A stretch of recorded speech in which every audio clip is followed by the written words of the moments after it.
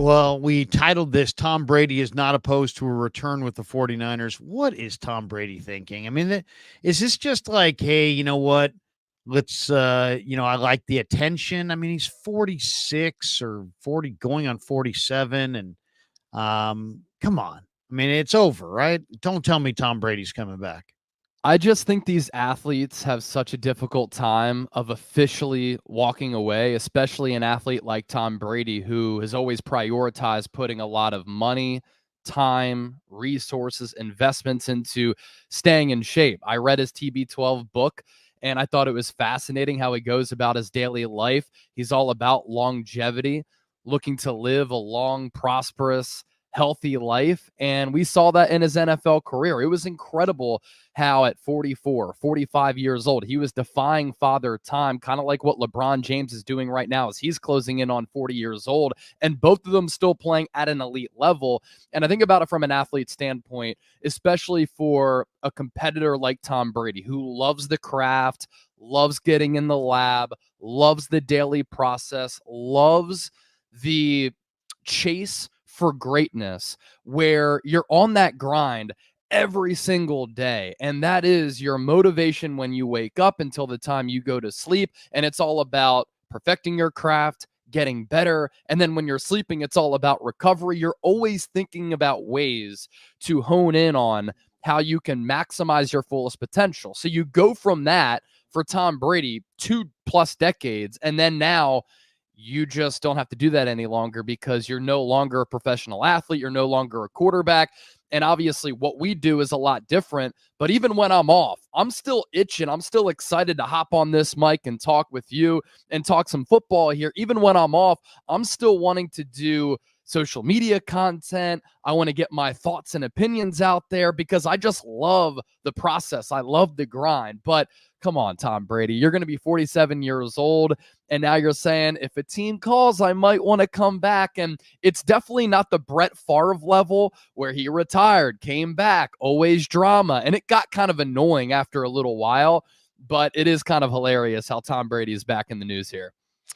One of the stories of the draft approaching is that the Niners might surprise and try to move up for an offensive tackle. I mean, if they're moving up for an offensive tackle, which offensive tackle should they be moving up to draft in your mind?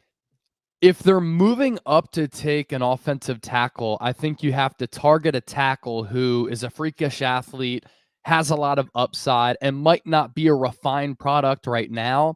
But in 2-3 years, you're looking at that player as being a perennial Pro Bowler at some point, an all pro level player, and maybe taking over for Trent Williams once he decides to retire because he's starting to enter whole 15, 16, 17 of his career. If you want to use a golf reference, now that the Masters is going on, he's at the tail end of his career, right? So I think if you're moving up, you're looking at a player like Amarius Mims. You're looking at a player like Tyler Guyton. You're looking at a prospect like Troy Fuatano or Thales Fuanga, who you think is going to be a legitimate player for the next 10 years because you're investing the resources into trading up for that player.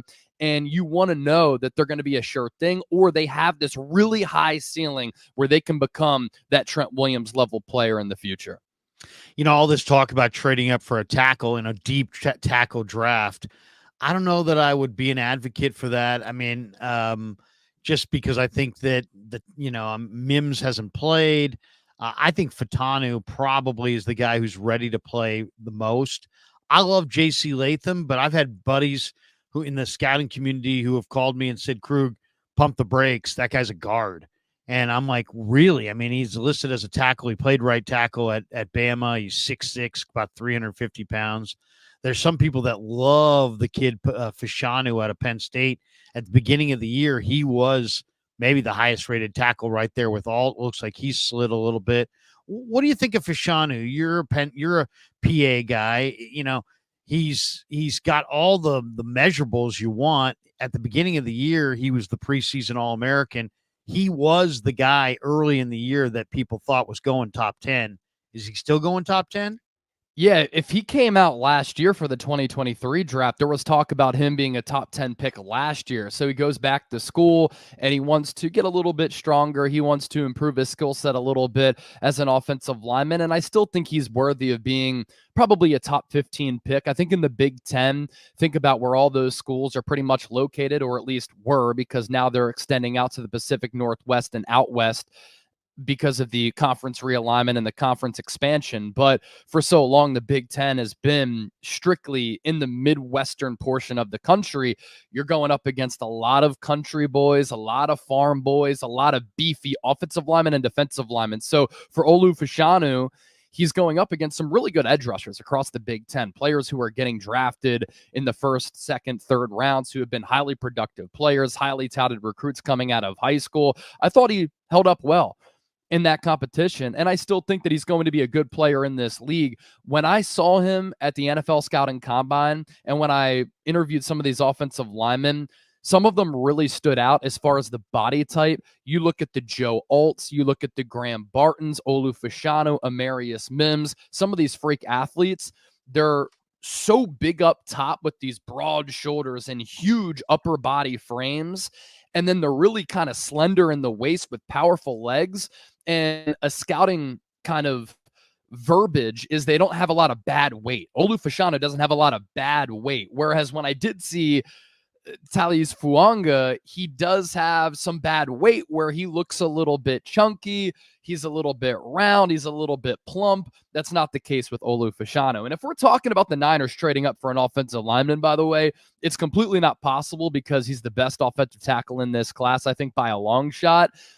The best player to trade up for would be Joe Alt. But the Niners can't move realistically from 31 all the way inside the top 10 because you'll just have to give away way too many draft resources. Well, it's funny. If they're going to have any kind of monumental jump in the first round, it's probably going to take Aiyuk and picks. Yeah. You'd have to move your 30.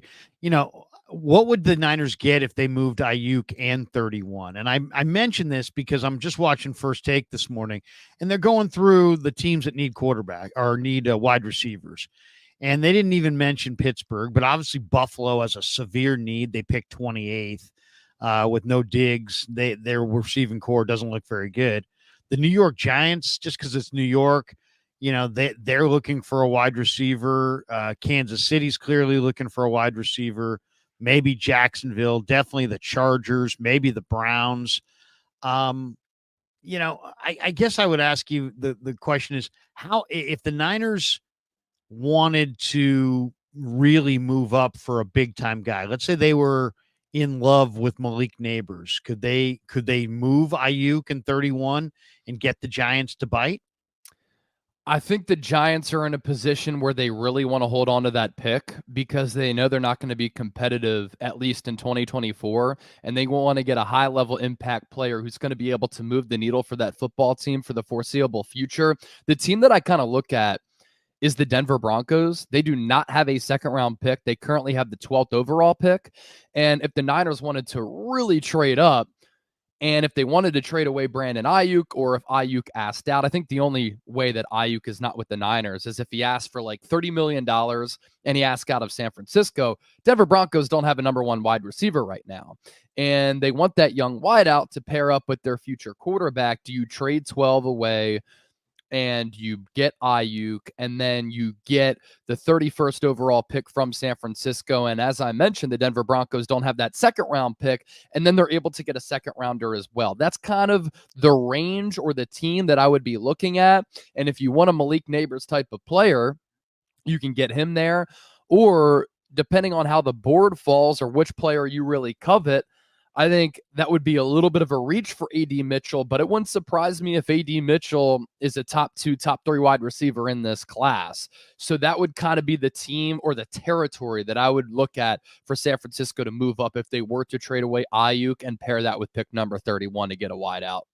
What do you make of this? I'm going to share the screen here. This is the latest RSF 49ers. My man Raj put this out. This is Brandon Aiyuk's latest IG caption. To me, this has grown so tiresome. Yep. This cryptic bullshit on your IG but people are taking this and running with it. It says basically what the goat in the house I think it's a dog. So or it's dog in the house only plays for a big dog.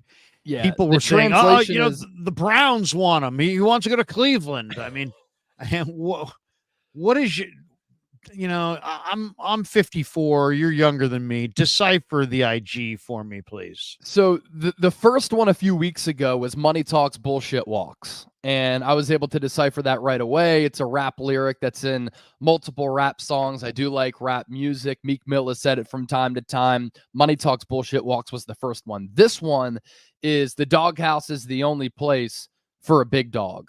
And we've just kind of seen this from professional athletes in all major sports over the last few years in these contract negotiations where it's all about leverage. You have agent driven propaganda, you have team driven propaganda, and then you have the player driven propaganda as well. And it's all about leverage. It's all about pressuring the team into paying the player. It's all about getting the player to take the discount. It's all about the athlete trying to prove their worth and get the price tag that they believe that they're worthy of. And I'm of the belief like you are worth what somebody is willing to pay you. There's no doubt about that. But all the Deebo Samuel stuff of requesting the fake trade, he didn't want to get traded by the San Francisco 49ers. Thankfully, some of this stuff with Brandon Aiyuk isn't to the dramatic levels of a Deebo Samuel. But back in, what was that, 2020, George Kittle's agent was calling it the Valentine's Day Massacre. It's just all so hyperbolic. It's also tiresome. And then you have the athletes unfollowing the team on social media, and people make a big deal out of that on X, formerly known as Twitter. And it's just a constant cycle. A few years ago, we were buying into all of that because it hadn't been done before. Now, though, we know what this is all about. And I get if Aiyuk is in the gym and he's thinking about what he's done so far in his career. He was a JUCO guy. He went to Arizona State. The Niners took a chance on him with the 25th overall pick. Some people thought that was a little bit too high for Aiyuk and was a little bit bumpy year one, COVID year. He still played really well despite a lack of training camp practices and no preseason games. He missed some time. Year two, he was in the doghouse. But every single year that he's gotten better, his price tag has gone up and his value across the league has gone up. And he's really, truly developed into a complete wide receiver who's a great route runner, great footwork. He's a complete wide receiver who last year helped Brock Purdy have the number one deep ball completion rate in the entire NFL. I thought Purdy and Aiyuk helped unlock an element of Kyle Shanahan's offense that we haven't seen before because of that deep ball being a part of this offense, because Jimmy Garoppolo didn't have the accuracy, the anticipation, the touch, or the ability to really complete those passes. So Aiyuk has so much value. And I imagine some of this is reflection. He's looking at, I was a JUCO guy, went to Arizona State. Look how far I've come. I was in the doghouse, but you know what? The doghouse is the only place for the big dog. He is a big dog in this league. I just hope they get a deal done and they get it done quickly so that we don't have to keep talking about this drama, because it has gotten tiresome. And it's so funny when you're in the position that you and I are. This is one of the biggest stories across the NFL. So we continue to cover every noteworthy Brandon Aiyuk story, but then the audience gets mad at us for talking about it when we're just doing our jobs and covering the story. I just want it to end. I want the contract to happen. Unfortunately, with how the Niners do business, a deal's probably not going to get done until late July, early August, because that's how the Niners historically have done business under this regime. It's just the way it goes in the offseason. The NFL's king. There's only so many stories. Last year, at this point, I had people saying, Krug, stop it. You're killing me with your content. Trey Lance is not going anywhere.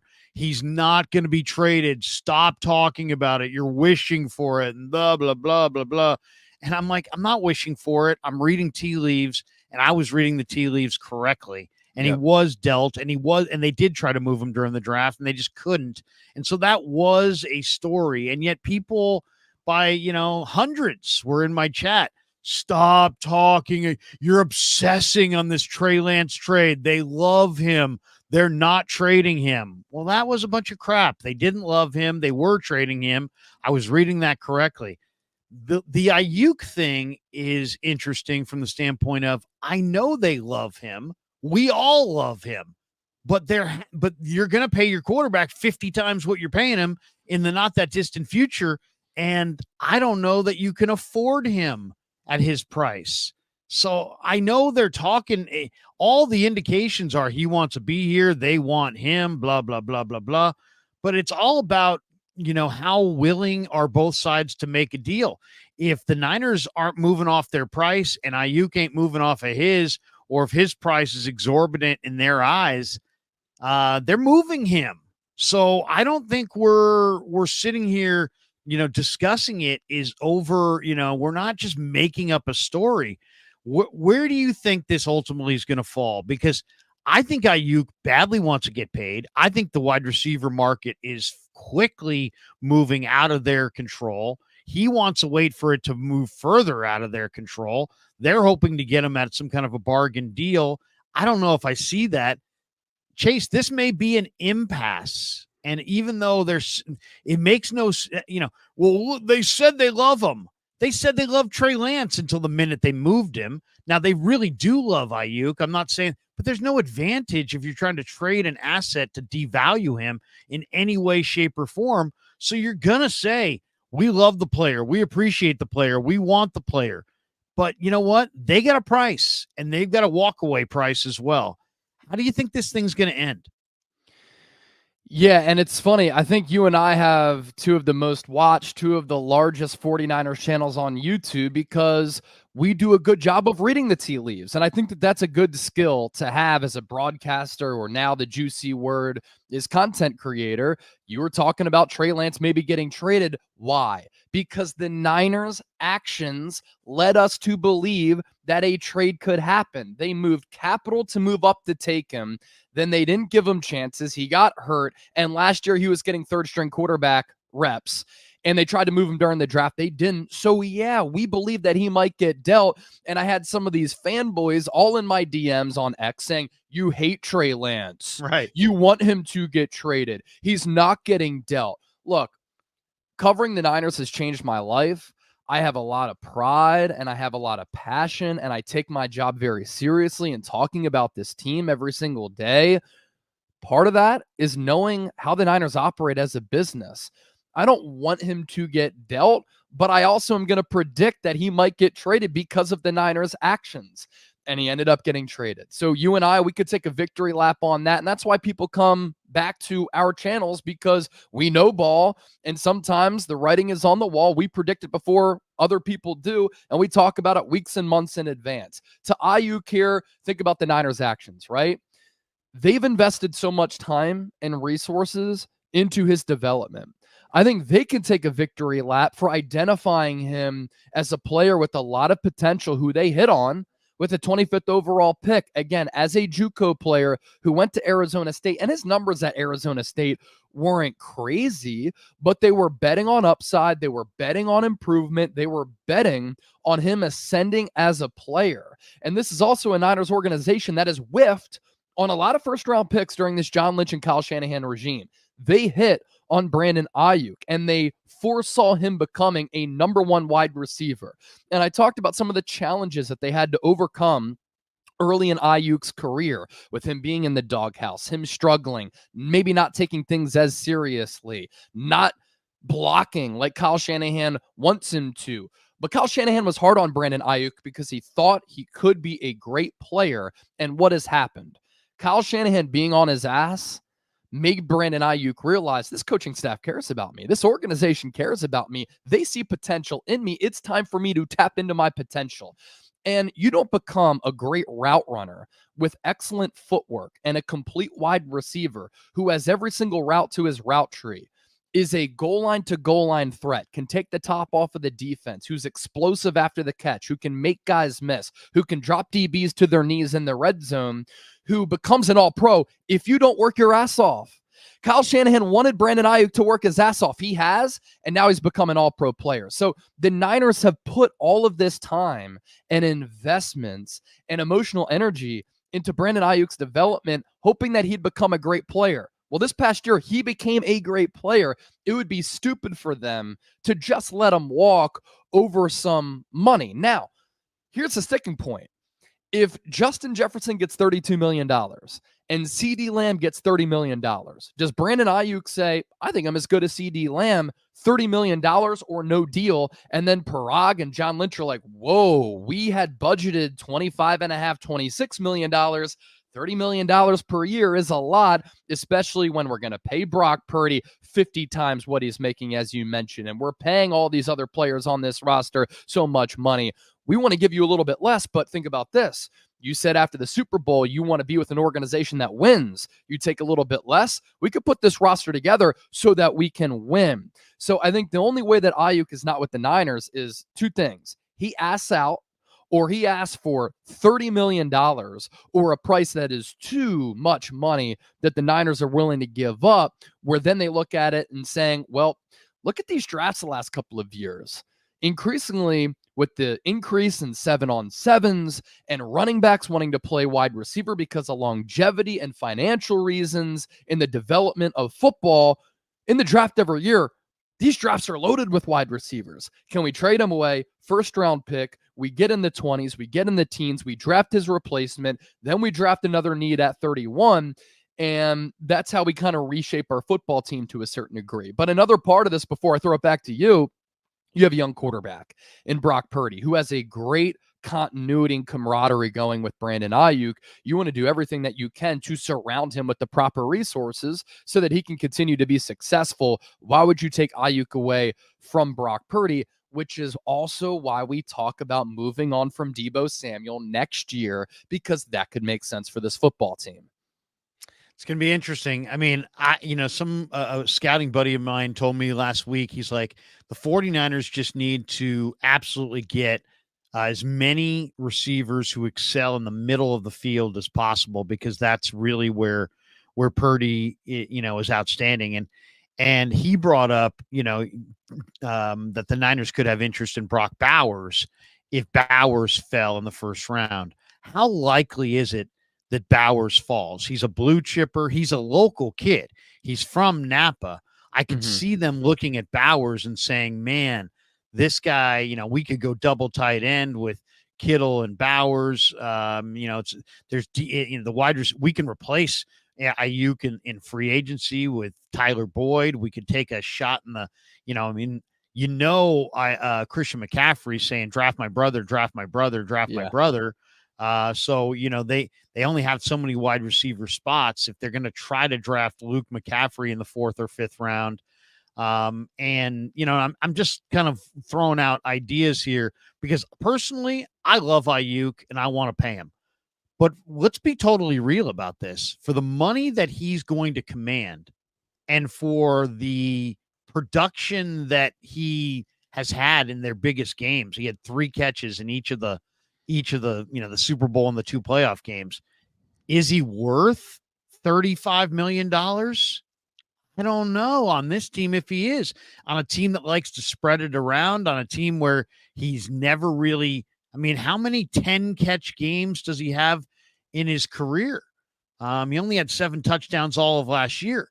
Is it possible that his contract is greater than his production for whatever reason? I think he's special, but if you told me that they were going to wait until draft day and see if Brock Bowers fell to, 15, 16, 17, I could see them making an aggressive play for Bowers. What do you think? How do you see Bowers' market on draft day? Yeah, a couple of things there. Could we see this Niners offense evolve where they pay and extend Brandon Aiyuk and they run it back with the same entire offensive unit that was the number 1 overall offense in the NFL last year here in 2024? And then you have Aiyuk under that contract extension. You draft another wide receiver, whether it be Brendan Rice, who they've met with at the Combine, bringing in for a 30 visit. You draft Luke McCaffrey to be your future slot wide receiver. And then in 2025, this time next year, they tried to trade Deebo Samuel away. And then that rookie that you drafted here in 2024 takes over in the slot.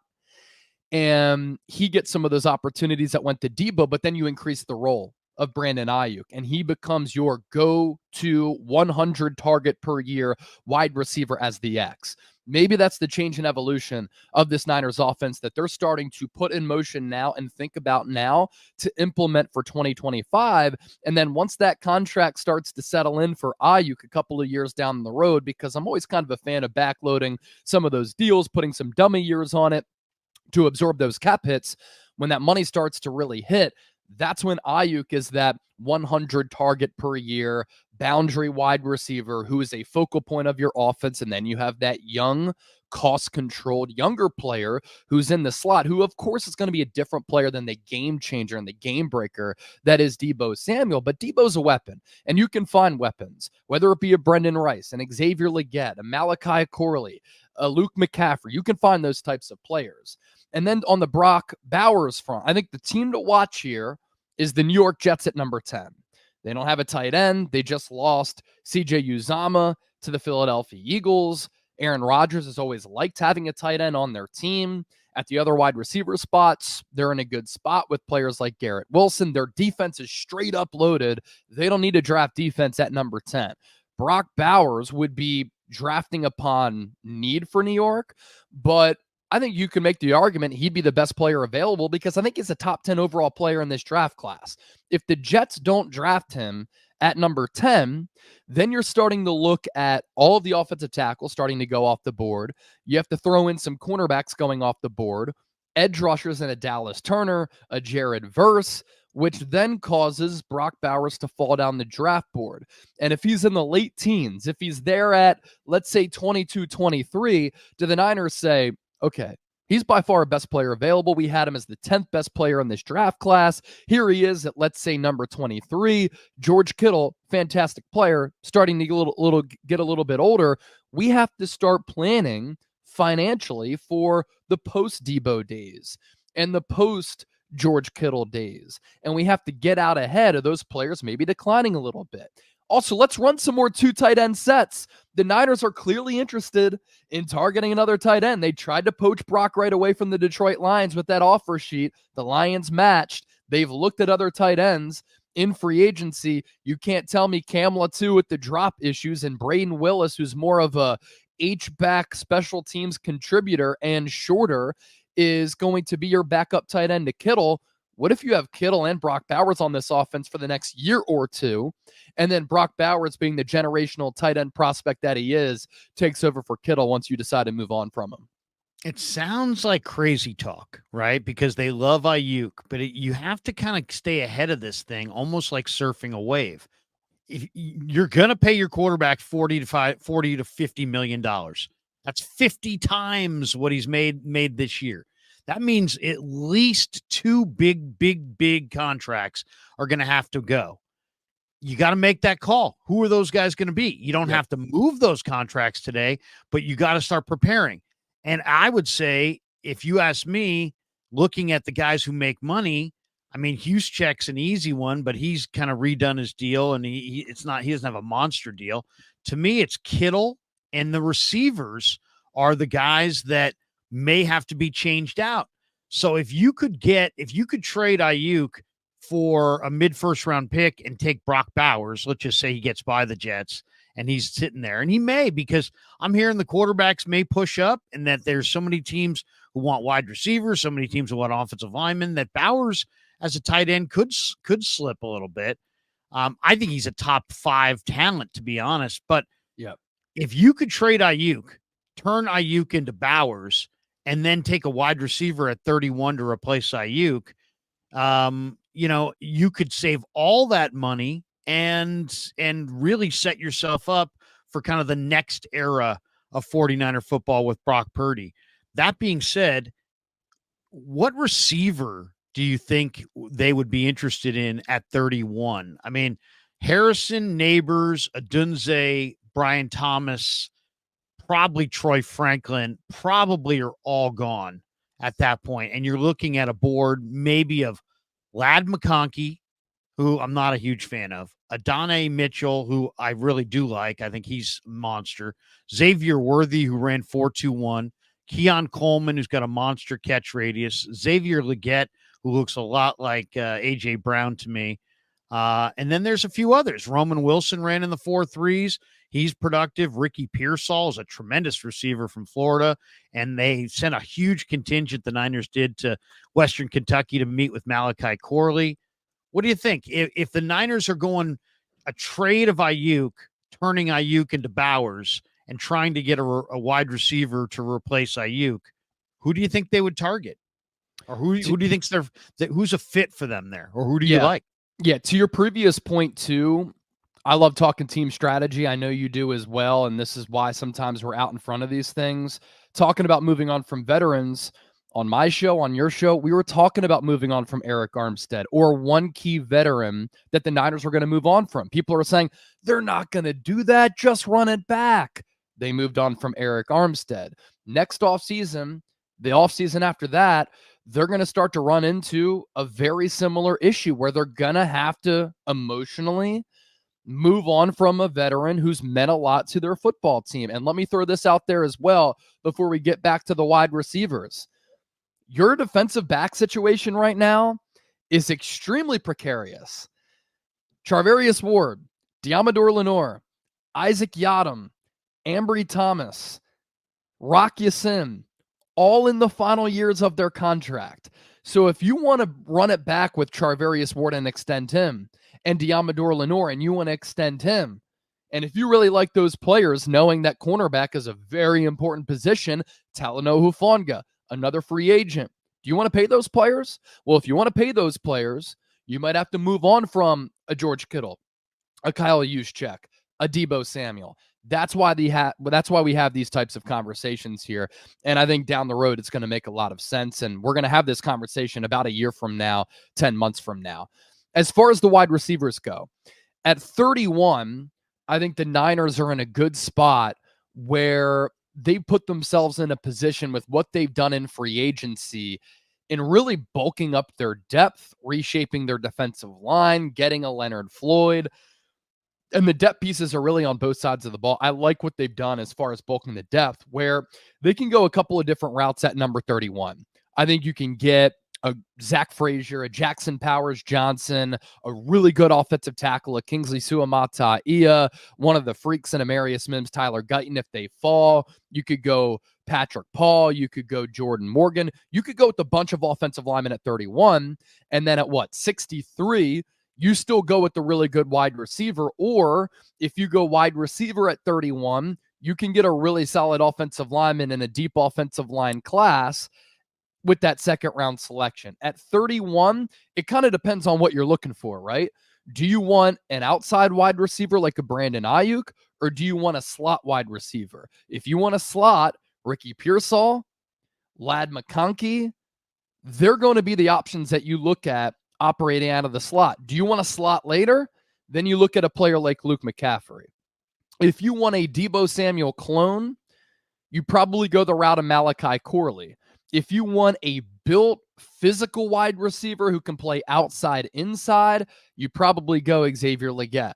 If you want a vertical burner who ran a 4.21 40-yard dash but is sub 170 pounds, you go with Xavier Worthy. If you want another slot in the second round, you might have to move up to take him, but Roman Wilson out of Michigan, I think, would be a solid option. So it all comes down to what you want as far as the prototype of that wide receiver. Do you want somebody to operate on the inside, knowing they might take over for Deebo in 2025? If you trade away Aiyuk, you need to replace that boundary option. I kind of like Legette from South Carolina. I just feel like when I watch him, I see a guy who separates, and then I see a guy who runs away.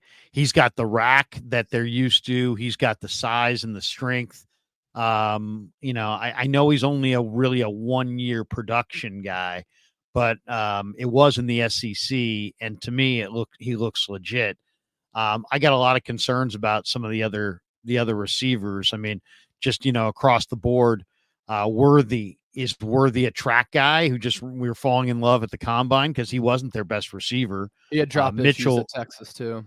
Yeah, and Mitchell, I think, is a far better receiver, and he also runs incredibly well. McConkey didn't score very many touchdowns. Roman Wilson doesn't break a lot of tackles. As far as he's not a guy that that will catch it in the crowd and get knocked around and still, keep his feet. He gets knocked down. How physical is Pearsall? He was awesome in the SEC, but to me, I'm a little concerned about his durability. Keon Coleman's got a great catch radius, but there's some questions there. I think there's going to be an adjustment period there. 40-yard dash is brutal. Yeah, and Kyle loves separation. Yeah. Corley I like, but I think he's more of a poor man's Debo than Debo, to be completely honest. Devontae Walker's big and strong, but he's got a lot of drops in his profile. I feel like that could be a Danny Gray type of speed third-round pick. I want more of a sure thing. I mean, one of the more sure thing receivers, I think, is the tiny kid from Virginia, Malik Washington. He did it at Northwestern. He did it in the ACC at Virginia, but he's 5'8". Yeah. You know what I mean? Do you want to replace a 6, Aiyuk 6'1", but he really plays like 6'4" because of the long arms. You want to replace a 6'3", 6'4" receiver with a 5'8" receiver? Is that really going to help Brock Purdy? So there's a lot of questions here. And then, and then the other one is, the other factor is, can you get Tyler Boyd? Because Tyler Boyd does have great ball skills and can operate in the slot and could help them. He might make a bigger impact than any of these rookies would make. So there's lots of questions there, but I think it's easy to sit in the chat and go, they're not moving Aiyuk, blah. Okay, fine, tough guy. Go find me, $50 million of cap savings on the team and make it make sense and figure that out. Because to me, that's, anybody can say they're not moving a star, but it's hard to come up with $50 million of savings. And I realize the cap's going up, so on and so forth, but it ain't going up that much. And they're going to have to make an offletting. They're going to have to, somebody's going to have to be moved off this roster. Maybe not right now. Maybe next year. And I don't love the idea of making him play on the fifth year, deal either, because I don't want an unhappy guy. I don't want a guy stewing at his locker all year. You didn't take care of me. And this whole backdrop and subplot of you didn't pay Aiyuk and why didn't you? And you paid this guy and that guy and Debo versus Aiyuk. I don't think that's a positive for the Niners to have that going on. Here's the other question. Is the Niner D-line right now, Chase, better than the D-line that they had on Super Bowl Sunday? Man, I've thought a lot about this defensive line. They've completely remade it. You still have Nick Bosa, who I thought was very good in 2023. He obviously wasn't the Defensive Player of the Year player that he was in 2022. I think a big reason for that, him getting off to a slow start, not signing that deal until right up until the brim of the regular season opener. It took him a little while to get going, but he brought it midway point of the year toward the playoffs, and he ended his playoff sack drought. I thought he was impactful in the Super Bowl too. He's a dog. He's about the right things. The Niners love him as a player. There's a reason why he addresses the team every Saturday night before the game. I love what he's about, and I think he's due for like a rebound season closer to the form of that Defensive Player of the Year campaign that we saw 2 years ago.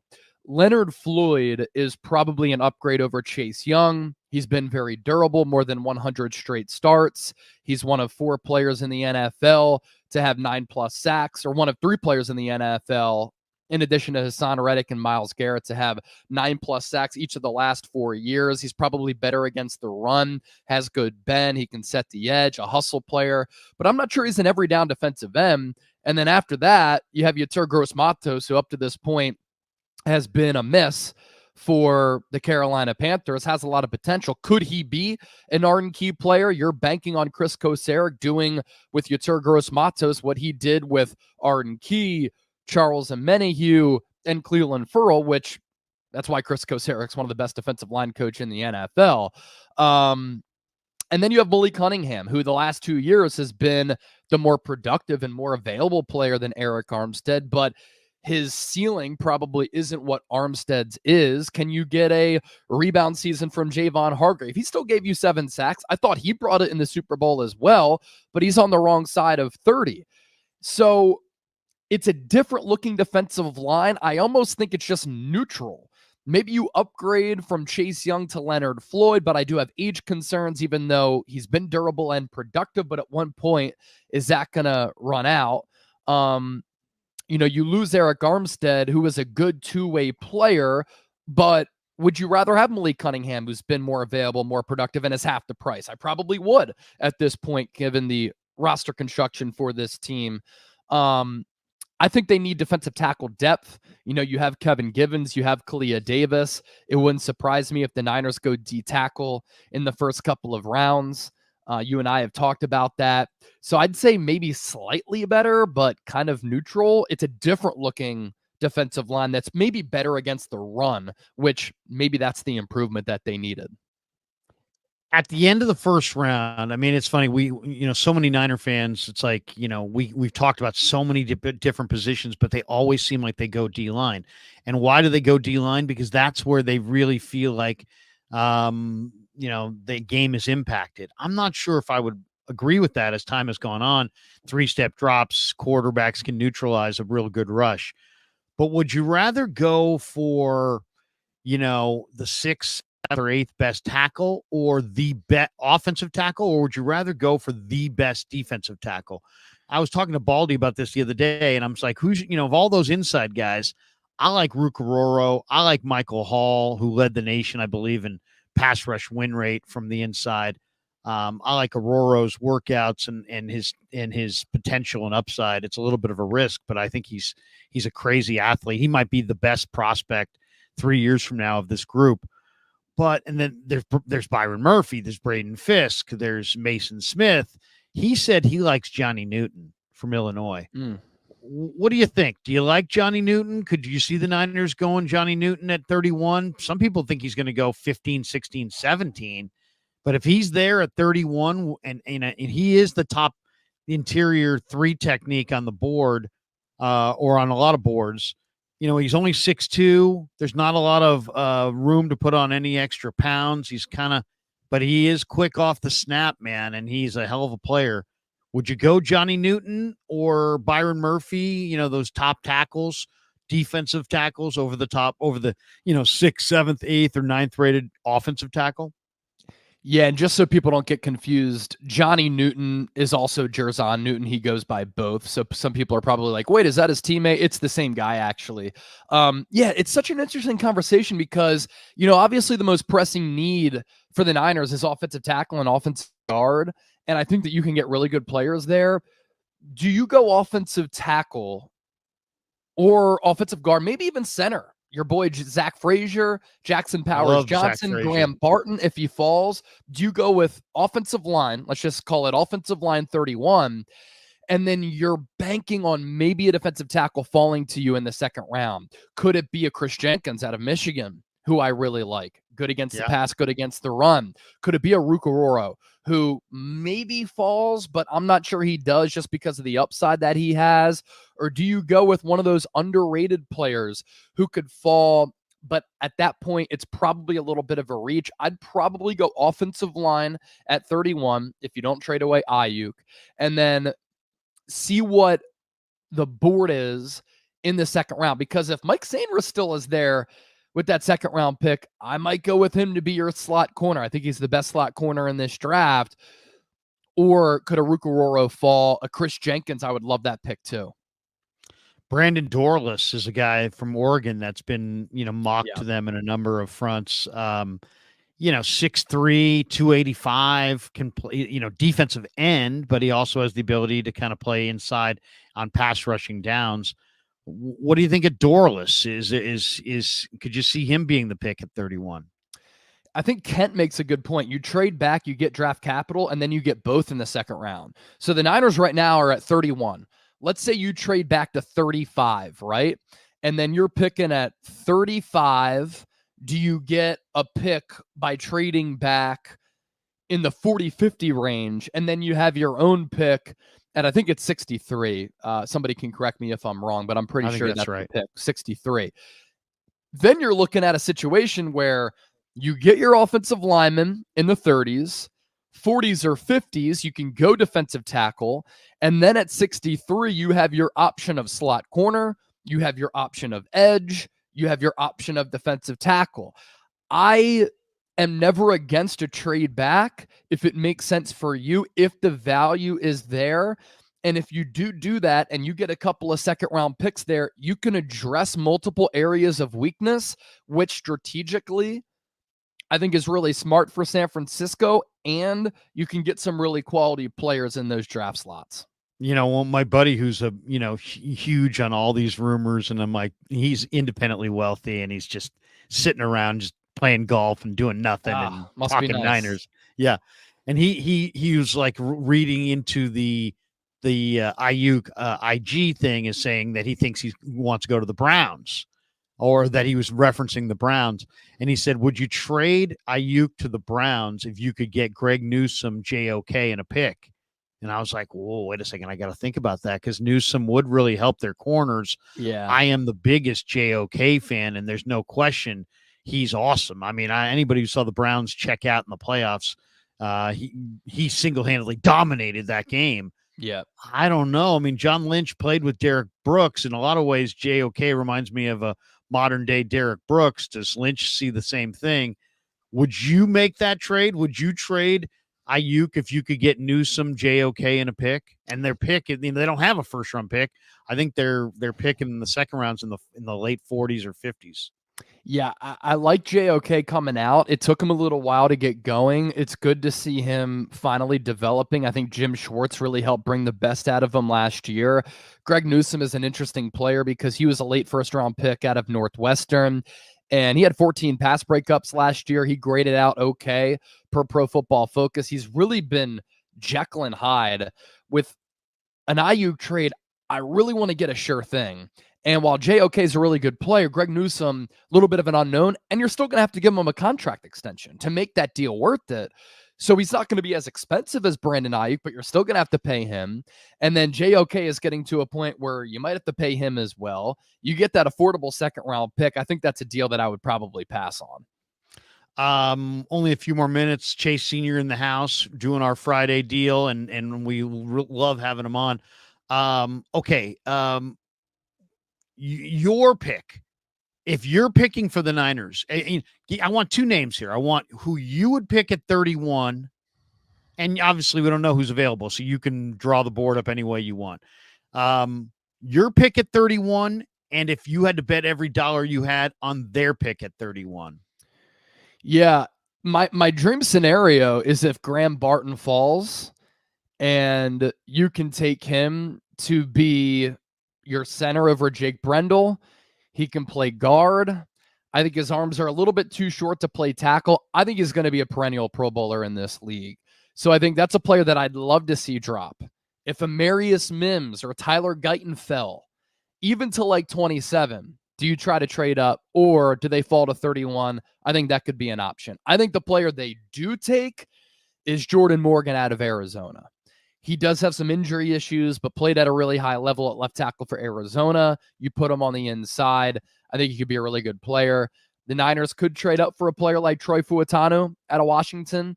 Played tackle, probably a guard at the next level, because sometimes he struggles with getting beat on those inside moves. That's why you put him on the interior. So those are kind of the players and the contingent of guys that I think are on the Niners' radar here. It all depends on how the board falls. I think they need, whether, we can talk about O-line, D-line, this, that, tackle, center, guard. I think they need a great player. It doesn't matter to me if it's a great center, a great guard, a great tackle, a great defensive tackle, a great defensive end. They need a great player. So I'm going to say that I would, if it was me, I'm going West Virginia center Zach Frazier, because I think he's a great player. If you say make your guess on what they do, I'm going to go Darius Robinson from Missouri. I just think that, they're big on the Senior Bowl. He was the practice player of the week at the Senior Bowl. There's just a lot to like with Darius Robinson. I think they do like Senior Bowl players too. And they're showing interest maybe in this Oregon kid who in a lot of ways, Dorless is in a lot of ways, Darius Robinson is a very similar player. A guy that can be lined up inside, and you can play games. You can, line him up, in an all pass rusher formation inside. You can play him opposite Bosa potentially. I would say if I'm betting on what they'll do, I'll take Darius Robinson. If it's my pick, I'm going Zach Frazier. What do you think of Rock Yassin in that addition? I mean, you saw him in Baltimore. He's moved around. He's had some injuries. I just don't know what he's got left physically. It seems like, he's always been a little dinged up. He was a prototypical player. He's played at Temple in his final couple of years. You saw him there in Philly. What's your thoughts on Rock Yassin and the signing to bring him here? Yeah. No, by the way, another dream option, Chop Robinson if he falls. And if he's there at like 26, 27, I'd like a trade up for him. Honestly, Larry, cornerback, I think, could happen too. Like, what if Kool-Aid McKinstry falls to number 31? Cooper DeJean falls to 31. I think those could be options as well.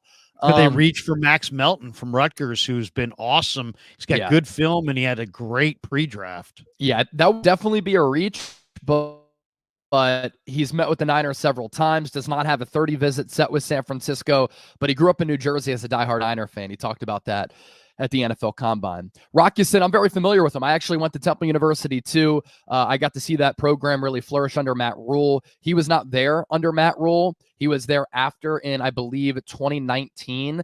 He had some really good reps and a good competition with Deebo Samuel at the Senior Bowl in Mobile, Alabama. Deebo Samuel is a fierce competitor, has that dog mentality. Rock Yassin does as well.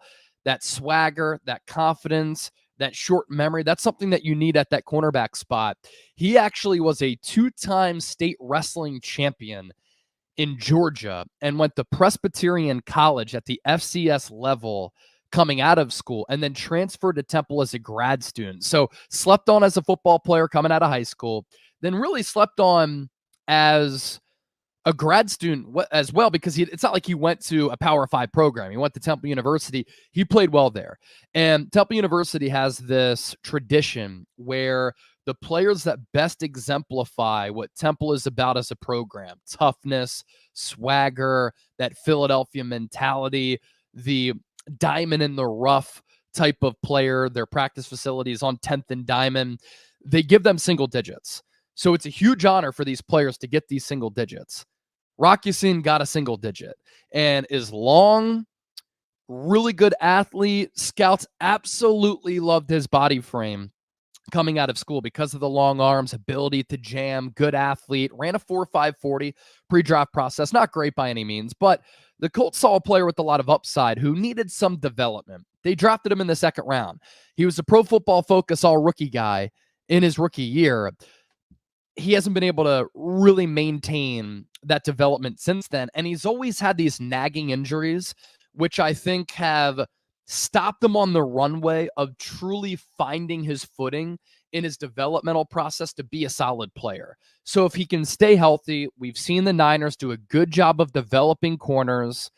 Maybe they get a good bang for their buck type of signing here. I will say this. I like what the Niners have done, just building up their depth on their football team. Last year, they were maybe a little bit top heavy.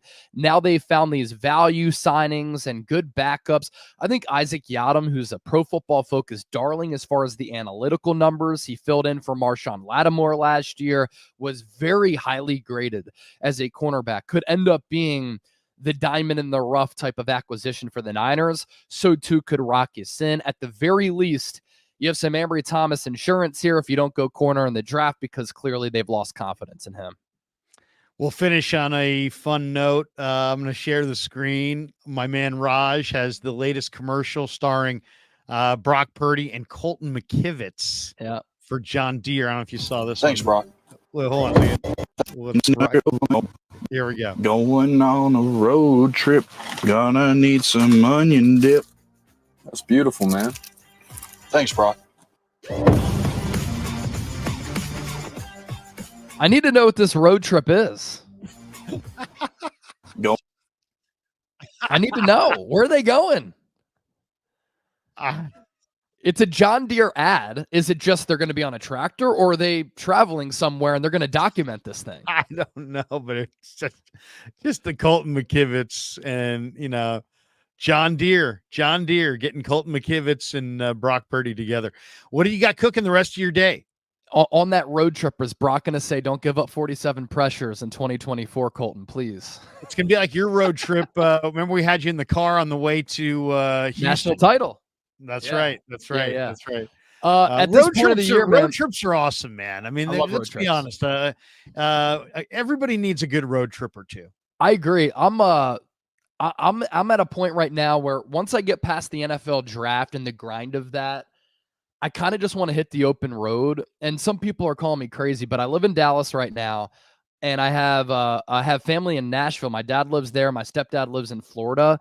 I kind of want to do like a Dallas to New Orleans, stay there, listen to some really good music, eat some good food, then drive to Florida, then on my way back up to Nashville and back. And people are like, that's a lot of hours on the road. It would be a hell of a long road trip, but I kind of want to do it to just hit the road, man, and kind of reset a little bit. I've done that, man. I flew into Atlanta. I was doing a radio deal, and we went from Atlanta, or we finished in Atlanta. We flew into New Orleans. We went to Baton Rouge, Lake Charles, Beaumont, Houston, Austin, Dallas, Shreveport, Memphis, Nashville, Little Rock, maybe Little Rock. That's in the range. Yeah. And then we went to Birmingham, and then out to Atlanta. Damn, it is a lot of driving, but hey, at least the one thing is there'll be no snow. There'll be no snow on the road. Summer of 2014, I drove from Philly to Los Angeles and spent the summer out in LA. I've never been to the Bay Area, actually, so maybe I should just drive out there. We can get some pig in the pickle barbecue, take down some beers, and talk some Niner football. I don't know. That could be an option too. Sounds good. I am on the radio later today on 95.7 The Game. Catch me from 2 to 6 with, I think, the great Dan Dibley. And we'll be talking Warriors. We'll be talking Warriors, and we'll be talking Warriors. Oh, no, hopefully we'll mix in something else. But will be a lot of Warrior talk today. What do you got cooking the rest of the day? Man, I'm going to go for a run here, get a good workout in. It's a beautiful day, not a cloud in the sky. Temperatures are great, especially this time of year. So I'm going to do that. And then this time of year, a lot of draft content to come throughout the weekend on the Niners Report. Yeah, man, I admire all the videos. You got your hustling, you're putting out content, and Niner fans, I'm sure, are appreciative. Chase, have a great day, man. Always good to rock and roll with you on a Friday. We'll do it again next week.